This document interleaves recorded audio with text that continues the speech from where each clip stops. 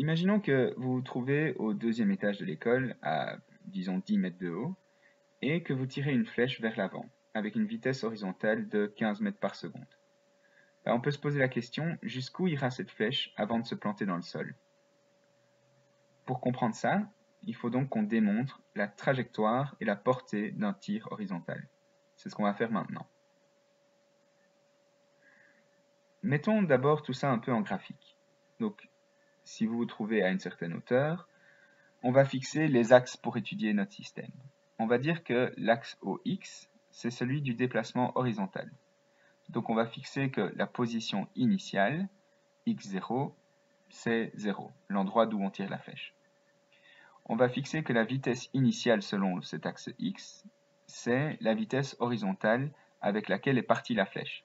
Donc la vitesse selon l'axe x au départ, c'est la vitesse initiale de la flèche. Au départ, la flèche n'a que une vitesse horizontale.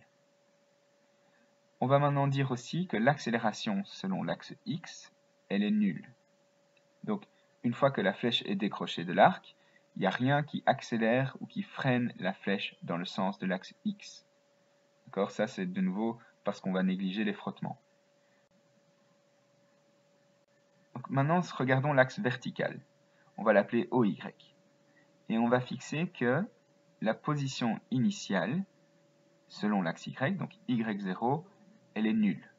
Donc en fait, ça veut dire qu'on fixe l'origine de notre axe y au point d'où part la flèche. Et on va dire que les valeurs de y grandissent en allant vers le sol. Donc c'est un axe qui pointe vers le bas. Disons maintenant que la vitesse initiale selon l'axe OY, elle est nulle. Bah oui, si on a tiré horizontalement, au départ, la vitesse verticale de la flèche, elle est nulle. Donc VY0, la vitesse initiale selon l'axe Y, elle est nulle. Et maintenant, l'accélération selon l'axe Y, c'est celle qui est due à la gravité. Donc l'accélération selon l'axe Y est égale à g. Ça va nous donner les équations de position suivantes. On peut dire que la position sur l'axe OX, ça correspond bien à la position d'un mouvement rectiligne uniforme, vu qu'il n'y a pas d'accélération dans ce sens-là. Donc x de t est égal à x0 plus vx fois t. Donc ici, comme la position initiale est nulle et que la vitesse à tout moment est égale à la vitesse initiale, quand on remplace ces valeurs là-dedans, on peut dire que x de t égale v0 fois t. Maintenant, la position sur l'axe OY, on a un MRUA ici. Donc, y de t égale y0 plus vy0 fois t plus a fois t carré sur 2. Ça, c'est l'équation de position dans un MRUA. Donc ici, comme la position initiale est nulle et que la vitesse initiale est nulle également, et que l'accélération selon l'axe y est égale à g, quand on injecte toutes ces valeurs dans l'équation, ça nous donne que y de t est égal à g fois t carré sur 2. Donc maintenant, on a une équation pour décrire la position selon x, la première équation, et on a une équation pour décrire la position selon y, deuxième équation. Si on veut maintenant, à partir de ces deux équations, pouvoir décrire la trajectoire de la flèche, on va devoir isoler un terme de la première équation et réinjecter ça dans la deuxième. Donc, on va isoler t dans la première équation et on va substituer cette première équation dans la deuxième. Donc, t dans la première équation, on peut dire que c'est égal à x sur v0. Maintenant, dans la deuxième équation, ça nous dit donc que comme y de t est égal à gt carré sur 2,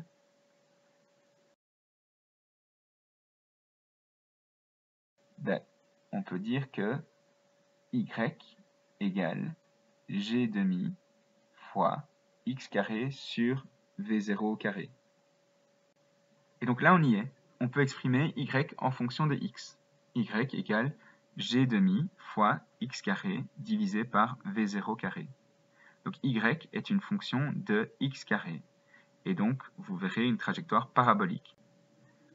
Donc, si on veut par contre savoir à quel point la flèche va toucher le sol, à quelle distance sur l'axe x, il faut se dire, au point de chute, la valeur de y vaut h, qui est la hauteur de lancer. Pour rappel, on a choisi comme origine le point de lancer et que notre axe Y était croissant vers le bas. Donc, la valeur de Y au moment de la chute, c'est H. Ben, mettons ce H dans l'équation. Y égale H égale G demi fois X carré divisé par V0 au carré. Et maintenant, isolons X dans cette équation. Ben, X carré est égal à 2 fois H fois V0 carré divisé par G.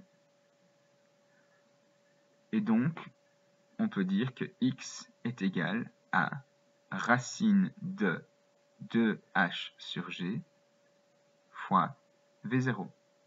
Et là, vous avez la position du point de chute, connaissant la hauteur et la vitesse initiale. Et donc, ça veut aussi dire que si vous trouvez le point de chute, vous pouvez facilement trouver la vitesse initiale.